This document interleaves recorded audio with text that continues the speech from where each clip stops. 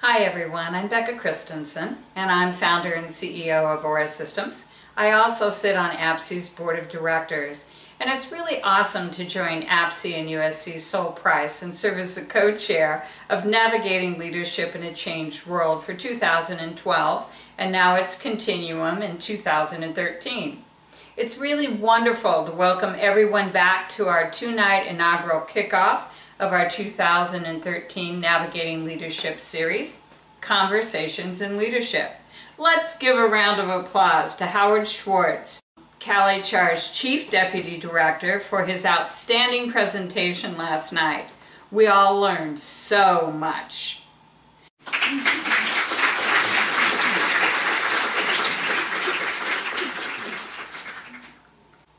Tonight, it's my pleasure to introduce to you our keynote speaker, Robert Barton. Bob is the Inspector General from the Office of the Inspector General. Rather than introduce Bob with his biography, which we have provided to everyone, it's important to introduce him tonight with his backstory, since that's what you're going to be hearing. Robert's agency was awarded the Sol Agency Leadership and Innovation Award at APSE's first annual inaugural Navigating Leadership Awards banquet. Although not part of the review committee, Paul Danchek and I had the great pleasure of interviewing Robert. It was there that we first heard Bob's backstory, and the hair just kind of raised on the back of my neck in understanding the sheer power of a backstory in formulating who we are as people and who we are as leaders in the world. I want you to listen tonight as it reflects back on your own life. You will hear the context of how the occurrences of Bob's life formulated the man and the leader that you see stand before you, and the imprints that these occurrences made in his life and the direction of his career. Secondly, his backstory will also serve as the foundation of collaboration and integration that is the culture that Bob creates in the environment of leadership at the OIG. As we neared the awards banquet, there was an increasing number of registrations of attendees from his staff. The night of the awards banquet, Bob called forward his family, his work family, to stand in the acceptance of his award around him. This is really such a strong example of the type of team environment that can come together in government to drive and support our constituent communities we serve in a virtual society. My last comment about Bob before the evening's presentation is Halloween happens every year. There is a fabled story of leadership that sits at the center of our childhoods, and for that matter, that of our grandchildren. For Halloween, Bob and his staff acted out the characters of this enduring leadership fable. Without saying any more and giving away the punchline, when we reach questions and answers, jot down, "Ask Bob about Halloween." Without further ado, it is my great honor and pleasure to introduce to you tonight's speaker, Robert Barton, Inspector General, Office of the Inspector General. Thank you very much. Working on the hugs. Well, I don't know that my life story is as melodramatic as that. At least when I was living it, it seemed, normal to me. I suppose that's true of all of us as we live our lives. But over time, as I shared it in different contexts with different groups and had different reactions to it, it has sort of, I suppose, defined in some ways some of the decisions and things that I've done in my life. I really do think that we are the product of the people that we meet, the people that impact our lives, the things that we learn and the experiences that we have. And so whether they be good or bad, I think that what we take away from them and how we deal with those things is what ultimately makes us who we are today. So when I was asked initially, to tell about my background, I started, of course, immediately with my grades in school, and then they said, no, as a child, what was your childhood like? And I am not by nature necessarily a touchy-feely kind of person. In fact, I was sharing with Rebecca that my Myers-Briggs, if any of you have taken these kinds of things, I'm an ESTP, which is not necessarily on the feeling side of things. And my staff will tell you that I'm very results-oriented, very direct, very much about the outcomes. When I read these, I kind of like the person in AA, hi, my name's Bob, I don't care about people's feelings. But I'm working on it. So I'm aware of it, that's the first step for anybody, is awareness, I think, of what your faults are. And so one of the nice things about having Jan as my assistant is when I send an email, if she sees it first, she'll say, put please. And she reminds me, because I'm just thinking, get the job done. This is your job. Just do what I'm asking you to do. But she reminds me of all of those niceties during the day, and I try to do better at that. But and I don't know that it has anything to do with my backstory, because I think what my backstory has given me, if nothing else, is a sense of compassion for people. It's just in overcoming a lot of things, I have sort of turned myself into this driven personality. We hear about type A, and I'm probably type AAA. And so, that's common with a lot of people. Not that I think that that is, by the way, necessary for someone to become a leader. So I'll start off. I would like to show you a baby picture, but unlike Michael Orr, I didn't want to take one on JCPenney. And because my childhood was what I'm about to share with you, I don't have a lot of baby pictures. My mom was 16 when she had my older sister in Chicago, and married my dad at 16. Had my other sister and myself by the time she was 20, at which time, after my birth father left. So my mother was a single mom with 3 kids under the age of 4, and she was 20 years old. And so it was very difficult, as you can imagine, back in the early 60s. But one of the things is, again, the people that impact our lives. And we all get asked the question, who's your hero? And a lot of people say my mom or my dad. And my mom really was. She really did have a very difficult life, and yet all of her children today are doing well, as well are their families. So, and I think that's the legacy that she left from her life. So she had 3 kids, and was working nights as a nurse's aide, and you couldn't get away with this today. In fact, I would prosecute her for this today. We would get locked in the apartment with the person across the hall kind of watching out for us while she went off to work, and then she'd come back in the morning and unlock it, and we'd get ready for school or whatever. But there was a time period there that I don't have a whole lot of memories, from about 0 to 5. Don't have a whole lot of pictures. I don't think, back in those days, everybody didn't have a phone that took pictures, so I don't think we had money to go have sit-down pictures. In fact, I tease my sisters sometimes because they were both 1.5 and 3 years older than me at the time, and remembered a little bit more about our early childhood. But we lived in Chicago. I don't know if any of you have ever been there, maybe some of you, but the apartment buildings are multi-stories high. And the apartment building we were in, we were actually the minorities. And it was largely Puerto Rican families, immigrants, very subsidized housing. And so I was kind of the minority growing up, and didn't know the difference, because when you're 3, 4, 5 playing with people in the hall in the dirt, you don't really pay attention to anything like that. But when I was 5, my mom remarried. So my first stepdad was a factory worker, blue-collar worker in a factory in Chicago. We moved. I have vague recollections because I went to 3 kindergartens. So I was in a kindergarten, she got married, we moved, I went to another kindergarten. She was married for roughly 7 months when my first stepfather was on his way back from work. And in those days, you would cash your check at the job, at the factory. They would actually cash out your paycheck. And it was not the south side of Chicago in those days even was not a good place to be.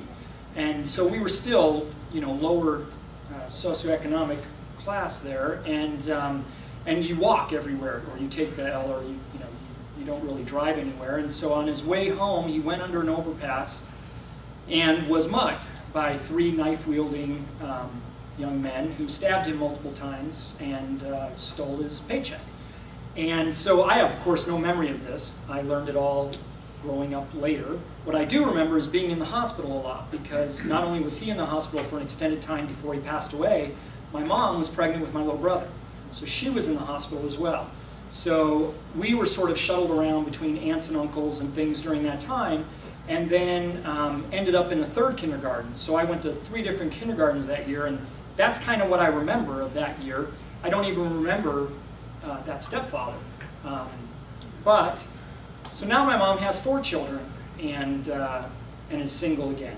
And so from the time I was 5 until the time I was 10, things were pretty touch and go for us, and a lot of moving, a lot of splitting up of the family, different kids being with different family members, that sort of thing.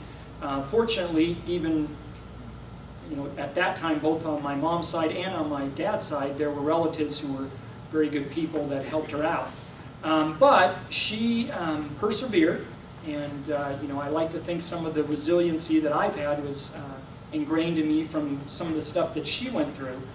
But then when I was 10, she remarried again, or shortly before my 10th birthday. My second stepdad was a truck driver, long-distance truck driver. And so, as you can imagine, this plays out as like one of those made-for-TV movies, because of course I hated him. Hated him just because he was another person in the family, then I thought I was the man of the house at 10. And so we had a very difficult relationship from the time I was 10 until the time I was about 16, and I'll take you through that. But then later, as I grew into adulthood and came to have quite a bit of understanding and gratitude for what he had done, taking in a woman and her 4 kids, that we had a very good relationship before he passed. So that was a good turnaround. And let's see if I get the right button here. So before I was the Inspector General, this is me at 10. Wow. So this was sort of stability for the first time for me. We actually moved out of Chicago into the suburbs, a place called Fox Lake. And in fact, that uniform is from the Lakeland Cardinals. Why I remember that, I have no idea. That was the baseball team. It was the first time that I'd ever been involved in an organized team experience, because you have to pay for those things. And from 0 to 10, we didn't have money to pay for anything. So, I was never involved in anything organized like that, or even school, because at school someone has to take you, pick you up, that sort of thing. So it was really my first time that I was in that type of experience, and what I remember about that is that I loved it. I loved working with a team, I loved being part of the team, I liked the idea of having, in baseball you have positions. I wasn't very good, but nevertheless it was a fun experience. And all of these things, I think, build into us at an early age, and we don't realize what we're taking from it at the time. But for me, it taught me some lessons, and it gave me that stability. And up until that time also, I had,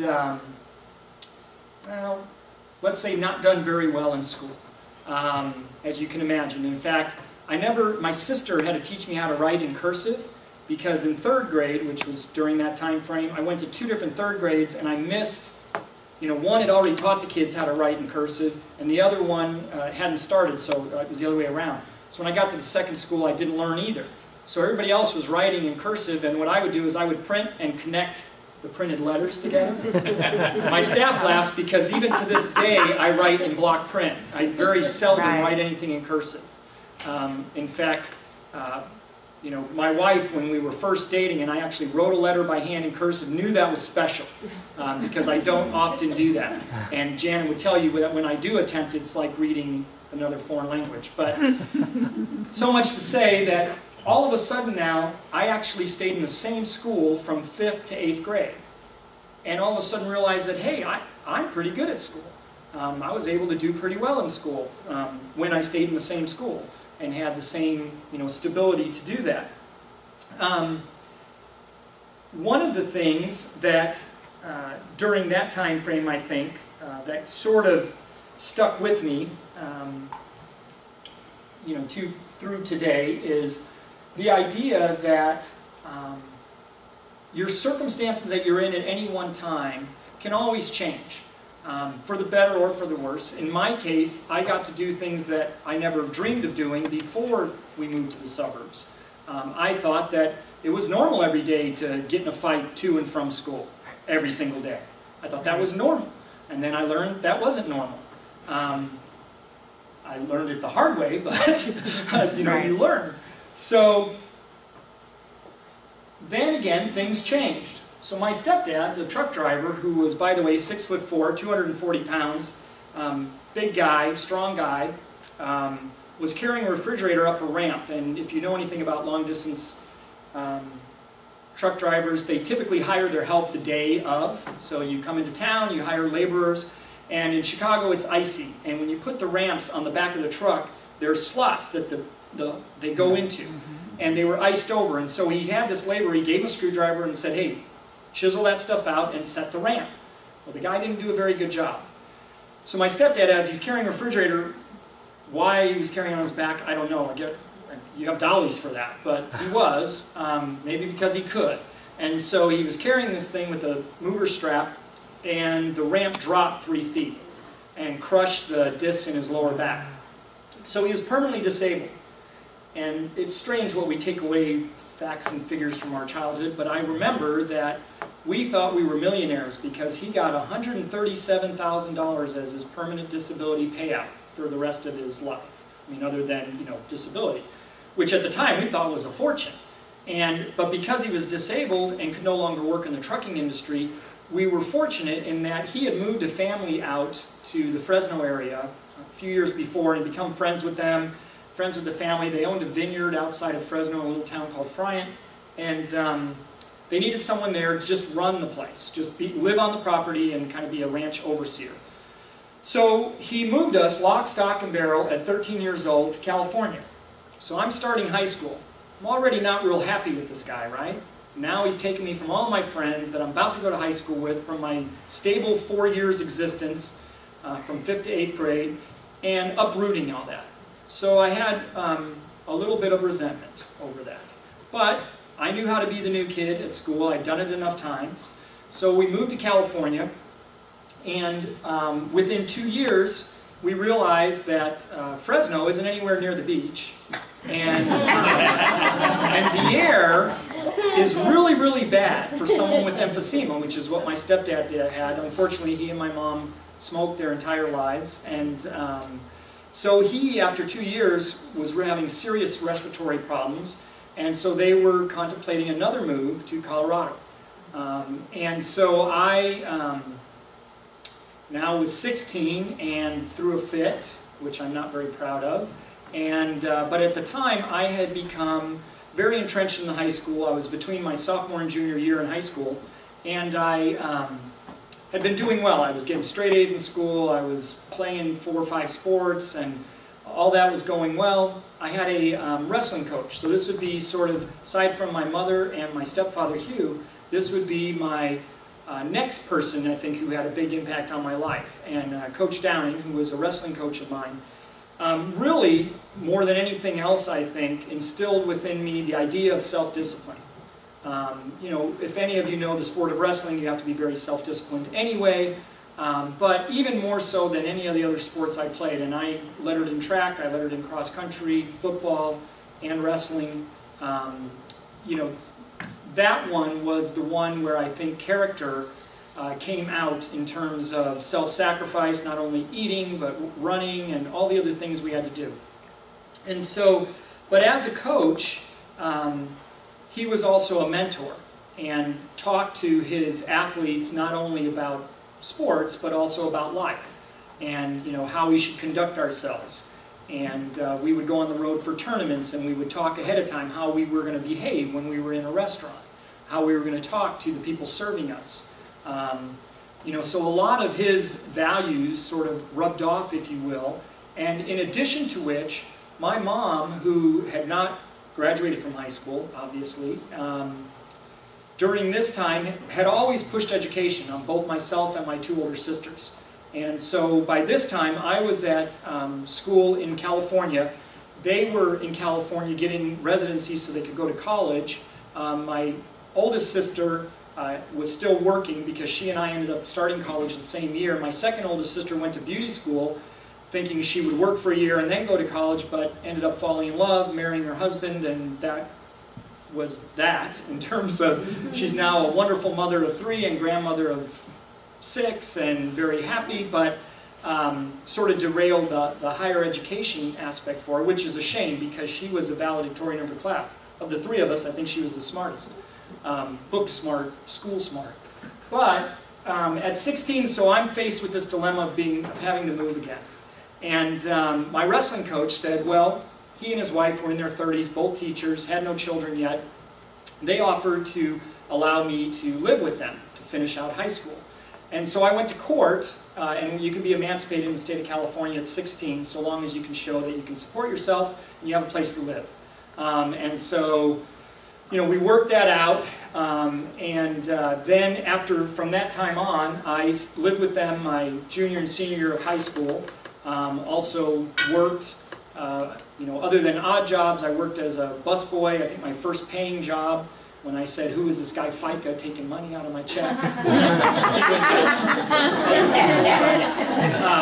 But, you know, the first check I got, I learned a lot of things on that job. Like, you know, you're nice to the waitresses because they're the ones that give you tips, you know. And so you learn some life skills in some of those early jobs. And after that, I'd gone through ROP in high school, and so learned how to do some framing and got jobs with contractors, did some lifeguarding one summer, and you know, various things like that too. But I worked basically my last 2 years of high school and lived with my wrestling coach, which, as it turns out, ended up paying off because my mom and dad and younger brother had moved to Colorado, and I don't know, not because she wouldn't have wanted to. I think she did always tell us we should go on in our schooling. And in fact, one of the neat stories about my mom is she came back the year I graduated from high school, and she had been working on her high school degree in adult education. She came back to where I was living and graduated the same month I did from high school. So that was kind of neat to graduate with my mom. I mean, not in the same ceremony, but at the same time. So she was important enough to her to finish something like that she'd started and to set that example for us. So, and my mom is exactly 20 years older than me. So when I was 18, she was 38 and graduated from high school.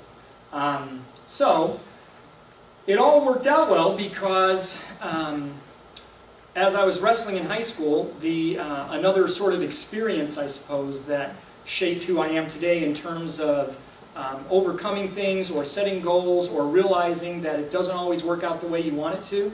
I was a fairly successful wrestler. My junior year had coaches talking to me from colleges. My senior year I went through the whole season and I got to the end of the year tournaments. Admit again, I have an ego, and unfortunately then it was much worse. And so I thought, I'm ranked #1, I go on the mat, they're supposed to just fall down. Well, the first guy I wrestled put me on my back in the first round, and I lost that match and had to wrestle all the way back through the loser's bracket, which means you do twice as much to get back to the finals, which you actually can't get to the finals, so the best you can get is the 3rd place match, which I wrestled all the way back to and ended up losing by 1 point. So now I went from being ranked #1 to getting 4th and being an alternate for the state tournament as opposed to going there being favored to win it. So huge letdown for me, and I remember to this day my coach, who could have very well done what I'd seen other coaches do, which is kick their person's thing and say, you blew it and all this, you know, say to me, what did you learn from this? Well, I learned I'm not happy, you know, I learned it's not fun to lose, but it later on caused me to reflect, you know, taking things for granted, resting on our laurels, you know, not putting out the effort just because you've done it before. And so, fortunately, there was a local coach at Fresno State who had seen me wrestle locally and had already talked to me and still offered me a scholarship. Because again, I would have had no money for school. I had good grades. I was like number 3rd in my class in high school. But so I got some academic scholarships for the first year, and then had a wrestling scholarship, but back then it was year to year. So you had, each year you basically had to prove yourself to get the scholarship for the next year. And so I went to Fresno State, and yes, that's a college picture. And I have people that look at that and say, you look like you're 13 there. But so I went to Fresno State, and for the first 2 years was on the wrestling team and did okay. And then my sophomore year, we went on a trip to Utah. And I'm not going to demean Utah because my wife is from Utah and her family and wonderful people, but at the time after this, I hated Utah because the first night we wrestled in Logan, Utah, where Utah State exists, and the fellow I was wrestling put a move called an arm bar, which means he took my wrist, levered my elbow, and wrenched back. So it ripped all the ligaments in my arm. And we're talking now the early 80s, and back then, they're not allowed to do this now, but they had cortisone shots that the trainers carried. So he just shot cortisone into my elbow. So the next night, we wrestled Weber State, which was in Ogden, Utah, and I wasn't feeling anything in my elbow. We taped it up. Well, if you tape up an arm for a wrestler, it's like putting a bullseye on there. So, of course, the second night, that guy just hammered my elbow. So I finished that match, couldn't even raise my arm to my mouth, and the third night, I was supposed to wrestle the Pac-10 champion out of Brigham Young down in Orem, Utah. Well, we didn't have any substitutes on the traveling team, so the coach said, look, I don't expect you to win, but I know you're wrestling one arm, just don't get pinned. We want to save some points. But he still had me go out there. College coaches, a little different than high school coaches. It's a business, and they have someone behind you that can fill that slot. And so I went out there, got tore up again, got back to Fresno, literally could not move my arm, went to the doctors, they said, you're done for the year, you've totally torn all the ligaments in your left elbow. So that ended my wrestling career, and in fact, more ways than one, because we got a new coach that year, that summer, came in, and he called me in and said, you know, it's time to reevaluate your scholarship. You didn't do so well last year. I said, well, yeah, I was injured. And he said, and I know you've rehabbed it and all that, and you're welcome to walk on the team, but I've got to give your scholarship to someone else because I'm doing some recruiting. And I said, well, that's very nice, but I have to eat, so I have to get a job and finish school. So I had gone to school, much of which was influenced by my wrestling coach, thinking that I was going to be a history teacher and a high school coach. That all changed after my sophomore year because I had friends in college who said, hey, there's this good deal. If you switch majors to criminology, they'll put you through the academy, you get credits for it, and the sheriff's department will hire you extra help to work in the jails. You can make money to pay for school. I thought, sounds great. So that's what I did. My sister by that time, that's what it says, my oldest sister by that time had joined Fresno State, and we were going to school together, and she was studying to be a teacher and has been a teacher her whole career. But so I switched majors to criminology and went through the Sheriff's Department Academy, and then, let's see, I think this is the next slide. There we go. And so I guarded inmates in jails and hospitals. That's a goofy picture, I know, but that was my mom. She had to have a picture of me in uniform, so she made me come over on duty one time and take a picture. But and that's all of her family in the background. She had her very proud wall there. So, but as you can see, my hair was slightly long. You know, I think I was minimum standards at the collar right there. And so when I came out of college, when I graduated, I'd already been working for the Sheriff's Department, extra help in the jails and so on. They said, you know what, we want you to go undercover in a high school. So I was 21 Jump Street before there was 21 Jump Street. So in 1985, 5 years after I graduated high school, I went back to high school. And I went in August, that's me right there, trying to avoid the camera, because when you're an undercover officer, you don't really want your picture in their yearbook. You try not to have your picture taken in the yearbook. You don't want them to have a picture to shoot at later or whatever. So this is a day where they hauled all the students out of class for the senior picture, and they made you sit in the stands and take the picture. And as you can see, drugs were rampant in the mid-'80s there. PCP was a big problem. both meth and rock cocaine were just starting to get started. Just starting to have labs in the Central Valley. So there was a huge drug epidemic. And so, first of all, I would not recommend the movie 21 Jump Street to any of you. It's trashy. Funny.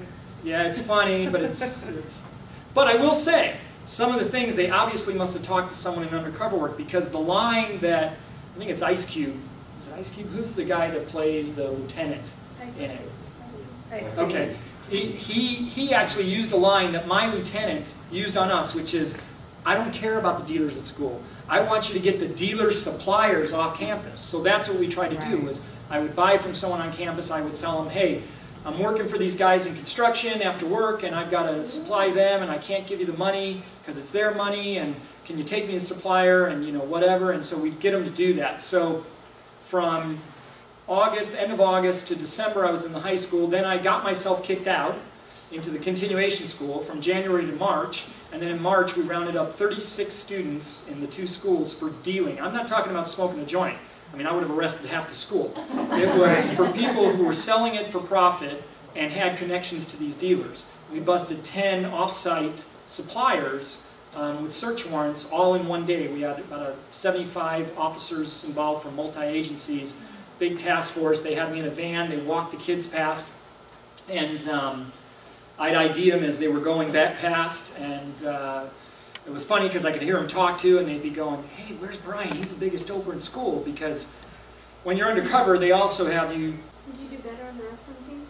I didn't get to go on the wrestling team, although I will tell you, they tried to recruit me. So in PE, all the coaches wanted to recruit me for football and wrestling and everything else.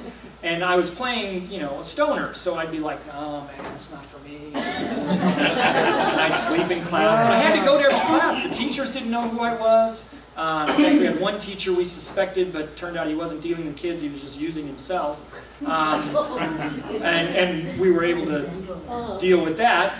But it was interesting because, God bless him, there was a teacher, and I couldn't help myself. So understand, I'm a 4.0 college graduate, right, from Fresno State. Right. And I'm in these classes, and I'm told, you can't do too well, but you have to pass.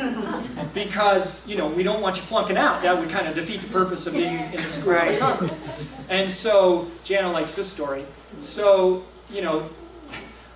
the kids would cheat, and because we were all dopers, we were all cheating off each other, I knew they were cheating. So I'd be in English with the vocabulary test, and I'd purposely figure out, okay, 10 words, if they get 4 of them wrong, it's a 60, it's not passing. So I'd write my test, they'd all be cheating off me, I'd make sure I had 4 wrong answers, and then right before I turned it in, I'd erase one and change it to the right answer. So I'd get a 70 and pass, and they were probably all like, at the end of this thing, that cop was stupid. Couldn't pass the vocabulary. But, so things like that happen. But the two things I took away from this that I would say sort of helped frame my thought process for leading is one, what I call sort of the 80% rule. And different people probably express this different ways. When you talk about making choices, and I've talked to a lot of youth groups. Given my background, it's interesting. I usually start off and I tell them some of those facts about being 5, being beat up, having a father that died, having another father injured, having to eat, macaroni and cheese 3 days in a row, things like that. And the kids, because I'm, a guy in a suit and tie, they never think it's me. And I say, "Well, who do you think that guy was?" And they say, "Oh, so-and-so, so-and-so." I said, "No, it was me." And I use that as a motivational speech for them to explain to them, you can achieve things if you set your mind to it. Well, one of the things I saw here that disheartened me, I'll put it that way, is that the good kids, the kids who weren't dealing, the kids that weren't smoking, they knew who all the other kids were that were doing it. They knew exactly who they were. They knew who I was. They would just avoid it. They wouldn't go into that bathroom because they know dope's being sold. I didn't have to go looking for my first deal. In fact, the first month I wasn't supposed to buy dope. I got in trouble for my first buy because it was too soon. The standard operating procedure undercover in a situation like this is you don't want to look too eager. So you don't go, "Hey, who's the dope dealer in school? Hey, you got any dope to sell me?" You just play it low-key and let them approach you. Well, I went in the bathroom for legitimate reasons, and this guy walks up to me with a baggie and says, "Hey, you want to buy, blah, blah, blah." And I was like, "Well, I'm not going to turn it down." Okay. And then I went back to the boss, you know, at the end of the day, went back to the department and booked it into evidence and filled out a report. And he's like, what are you doing? You're going to blow your cover. I said, what was I supposed to do? You know, say, no, I don't like dope, thank you very much. So it was scary that the good kids knew all this was going on and did nothing. Was your cover ever blown during this? No. I had a couple close calls. I was followed a few times. But what basically ended up happening is this rule that I'm talking about, this 80% rule, is you probably have 10% that, for whatever reason, you know, and I don't want to say any child is doomed. I don't believe that. I mean, you could have said that about me. But that for whatever reason, the odds are they're going to make bad choices, and it's just unfortunate. Sometimes it's they don't have an environment around them to pull them out of it or whatever. You have 10% who are the other side that are either so sheltered or have such a strong structure that they're going to be okay. But you have this huge group in the middle, this 80% in the middle. It just depends on how strong the temptation is and when it comes. And you know, one of the questions, and I'm just going to jump, I hope that's okay, Becca, but one of the questions that I had suggested for you all was, you know, what does it take to be a leader? And I will tell you that not only my growing up experiences, this experience undercover, but other life experiences, what I tell my daughters, I have 2 daughters, you have, you know, a lot of choices to make, but when it comes down to it, it's whether or not you're a thermostat or a thermometer. So what does the thermostat do? It regulates the temperature. What does the thermometer do? It reflects the temperature. So your choice isn't whether you're going to make a choice. You make a choice. By doing nothing, you're making a choice. And you know, we could quote Bonhoeffer, and we could quote, you know, Burke and all of those folks about, you know, all it takes for evil to triumph is for good men to do nothing. But the reality is, doing nothing is a choice. So your real choice is, am I going to be someone that goes along and reflects the temperature in the room, or am I going to be somebody that changes? Am I going to be that, you know, agent for change? And so, for example, my older daughter would tell me of situations where her friends would suggest something, and she'd say, Dad, you're right. All it took for me was to say once, guys, this is a stupid idea. We're either going to get in trouble, somebody's going to get hurt, and I would talk one person into my side, and the next thing you know, we've nixed the idea. And she said, because when I was, I don't know how many of you have taken the same course, probably most of you or some of you, in psychology where they talk about peer pressure and the studies they've done where they've taken the visual aid and said to the whole class, okay, this one's the highest, everybody agrees, right? Yeah. Okay, so this one's second, this one's third. We're going to have some test subjects come in, and when I ask which one's highest, you all raise your hand for the second one that you know isn't. We're going to see how they react to that peer pressure. Well, the studies show that like 80% of the time they go along with the crowd, even though everybody knows it's wrong. And then as soon as you change the dynamics and 1 or 2 people go, no, that's wrong, it's really this right answer, now they feel okay to jump on board because there's somebody else. Every now and then you get someone who has the strength of character to be the only one raising their hand. But that experience for me was something that I tried to instill in my children, and I think, you know, in my employees too, is look, and I'm not talking about right and wrong decisions, I hope everybody makes right decisions, but just making those decisions. Be the person that says, hey, I'm going to change things, I'm going to look for opportunities to change. So while I was undercover and while I was in the Sheriff's Department, I took the law school admissions test, got accepted to UC Davis Law School, and in 1985 went to UC Davis. So that's me. I had to grow the mustache there just to pretend, just to show that I was over 21 after that. It wasn't a very good mustache. I still can't grow them. But, at any rate, so that's a law school carrel is what they call them, a little closet they stick you in to study and ensure that you do your work, I guess. But so I went to Davis Law School. During that time, I thought, well, I'm going to be out of a job because I'm leaving the Sheriff's Department, so a nice way to pay for it is to join the Marines.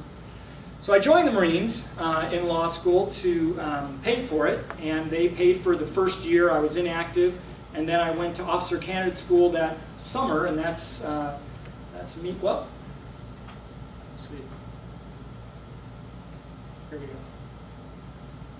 So that's me right there.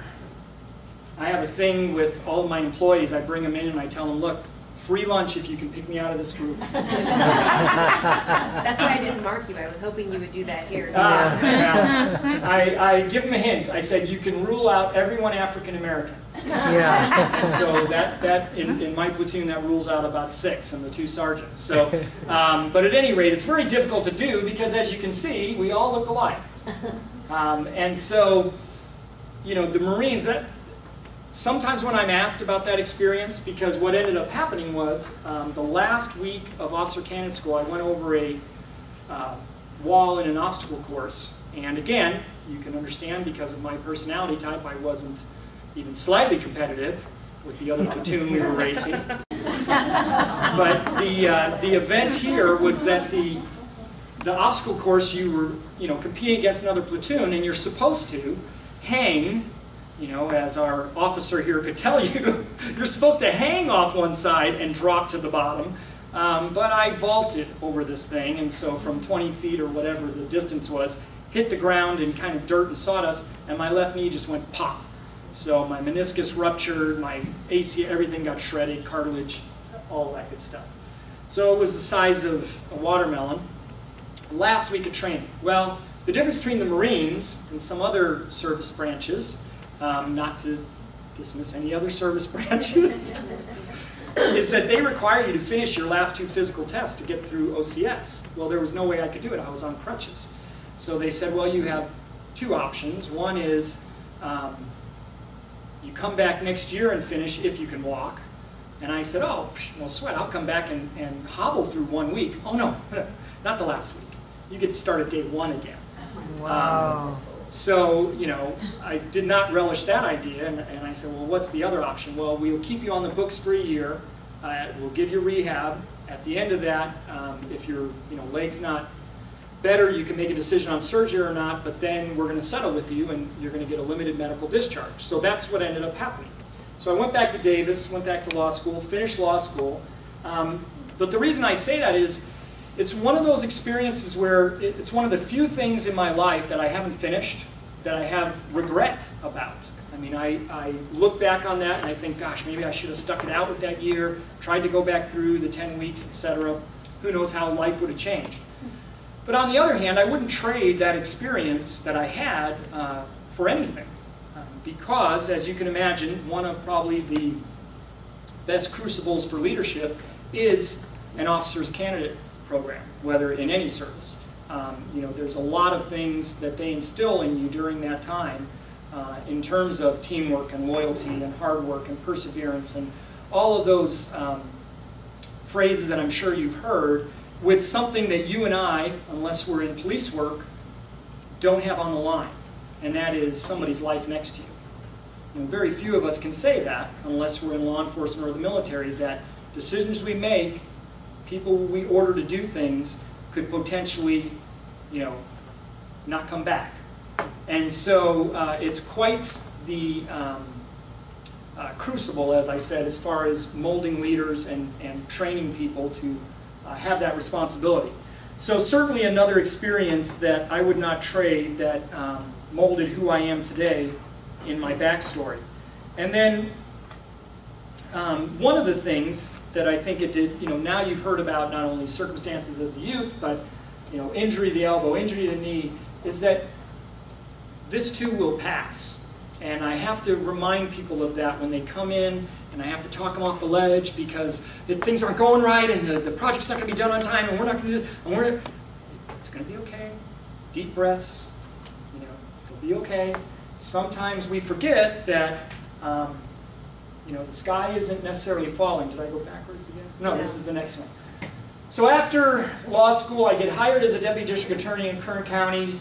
I was sharing with somebody else that for me, it wasn't like, gee, I want to be president of the United States, let me work backwards and see what I need to do. And I'm stealing this now from somebody else. But what I always did was I stretched myself in the opportunities I had and then looked for the next opportunity to come along. So as a brand new deputy DA, I tried as many cases as I could. I tried over 23 trials my first year in the DA's office. Now, they were all misdemeanor trials. You could do them in 2 days, but I just wanted to have that experience of getting better, knowing my job. The second year, they moved me into narcotics, which I had some experience in already, I tried 28 trials, which was the most that anybody in the office tried that year. My third year, I was given a murder trial, which is slightly unusual for deputy DAs to get a murder trial in your third year, but the person that assigned it to me was starting a new gang unit, and they said, it's a loser, we don't think you can win, but this guy's really bad, he did it, we know he did it, we need to hold his feet to the fire and pray for a miracle, and besides, if it's on your record that you lost, who cares? Okay. He was convicted and is still doing time for first-degree murder, and it was a rather tragic case. But after that, I went on to help start the first gang unit in the office, tried over, I don't know, probably 20 murder trials, handled more than that, 3 capital cases, which again isn't because it's a resume-building thing or anything like that, but it's within that particular career path, always looking for that next challenge to stretch myself. And it's funny too, because during that whole time, from the time I made the decision to switch into law, to criminology, I had a conscious belief that I was fortunate in that my career path for me was something I felt called to do. And I tell people when they're making decisions about job changes, etc., that I sort of look at 4 things for me when I've made job decisions. One, first of all, is the very practical. Do I have money to pay my family? What's the time going to be like? What's the distance going to be like? And sometimes we give up the big paying job because it's too many hours, it's not worth it to our family, or the job that commutes too far, or whatever. Those are very practical concerns. As you advance in your career, those give weight, in my mind, to the 3 others. The second of which is still practical, but it really has to do more with my own well-being, and that is, do I like the people I work with, and do I like the job that I'm doing? Do I like going to work every day? Those are things that might keep me from going to another job, even though it may pay more or have more prestige or whatever. And then for me, the third is, do I feel like it's where I'm supposed to be in the sense that my talents are being used here? It's worthwhile. I'm feeling challenged. I don't feel wasted. That sort of thing. And I know we're getting into Maslow's hierarchy of needs, and then, it sounds a lot like that, but the 4th one really is that kind of concept of self-actualization, which really is, you can use all the slogans, be all you want to be, I guess, if you go back to Marines or whatever, but it really is, what is it that I'm doing that's doing something good for the world? I remember Florian Bartosik, he was the dean of the law school when I was there, who told the incoming class, lawyers get a bad rap and they deserve it most of the time. I used to tease people and say, I'm a prosecutor, and hope they didn't know that was a lawyer. And even now in the OIG, sometimes I say, oh, I'm the Inspector General, I don't share that I'm a lawyer, which is too bad, but because lawyers do a lot of good for the world. I mean, they're agents of change. They are people that advocate for change, and I remember even being in law school and having friends at Davis, which is fairly well known for being a law school that puts out a lot of public interest lawyers, who said, well, gee, if you're going into criminal law, you should be a defense attorney. Well, having been in law enforcement, I saw how the system works. Public defenders, God bless them, and a lot of my friends were defense attorneys who did noble work, are reactionary. The DA is the one with all the power in the system. I actually decided on a daily basis when I was filing cases what charges would be filed. I argued what sentence would be appropriate to the judge.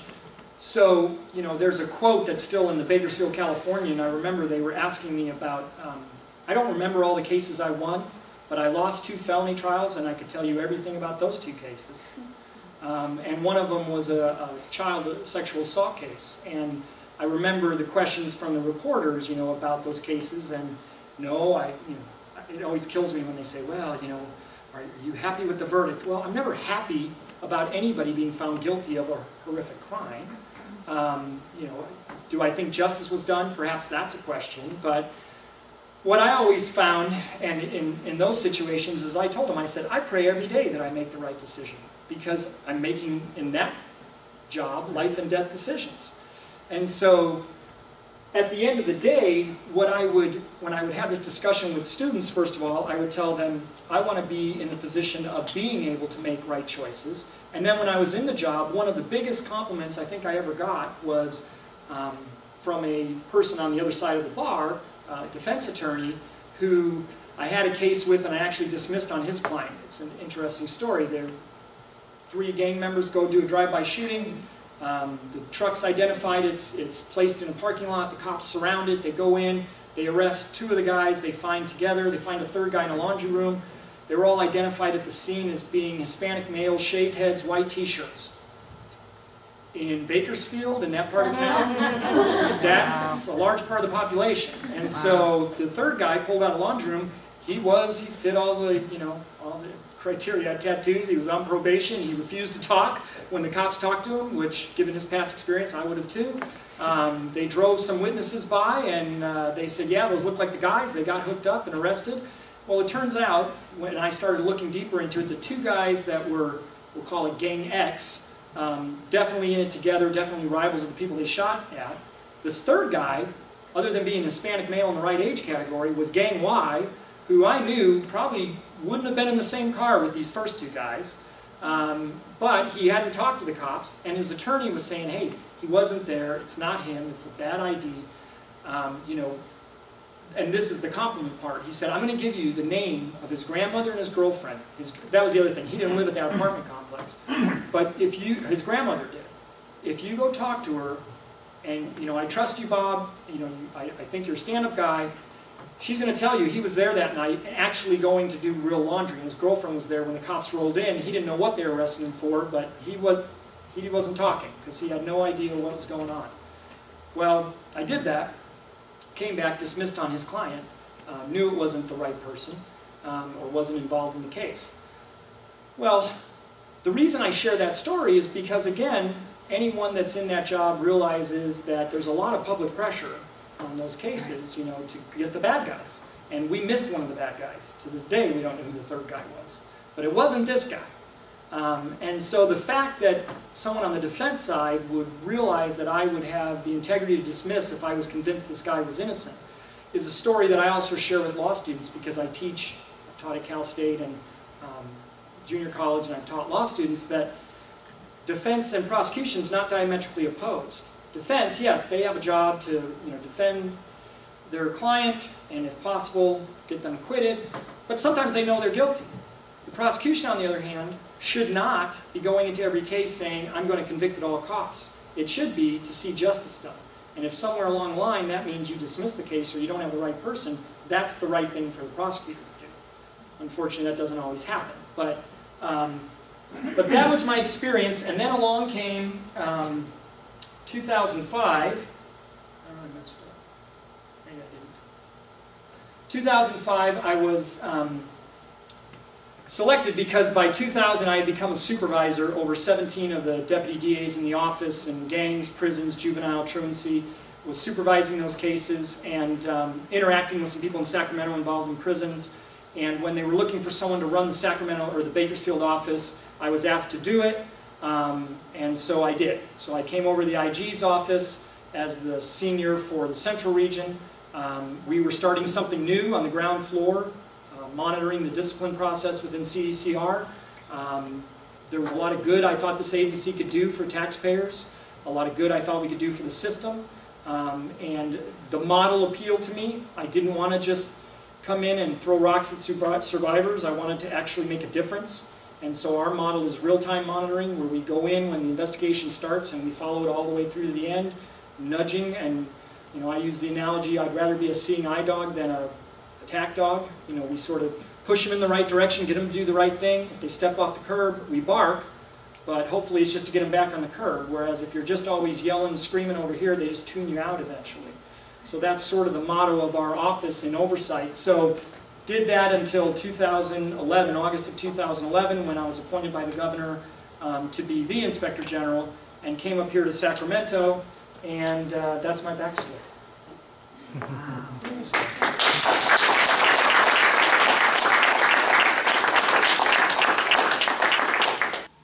As we leave tonight, all of you are going to be given an important assignment. With Bob's backstory fresh in your memory, I'm asking you to go home and reflect on your own backstory.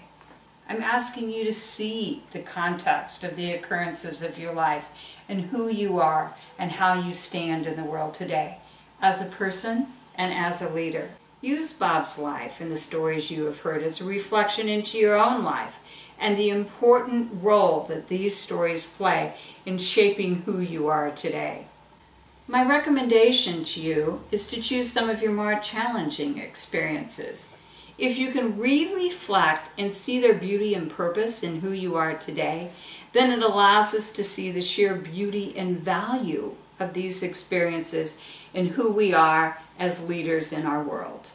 Thank you for coming tonight, and remember to return on August 6th when we're going to hear Commissioner Farrell of the California Highway Patrol, and again on November 13th as we hear Junie Lee, Chief Deputy Director for the California Department of Rehabilitation.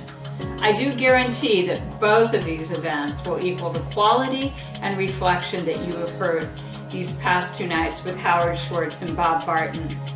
Thank you. And remember, each day it is your choice to be the change you choose to see in the world. So we say, stand up, be heard.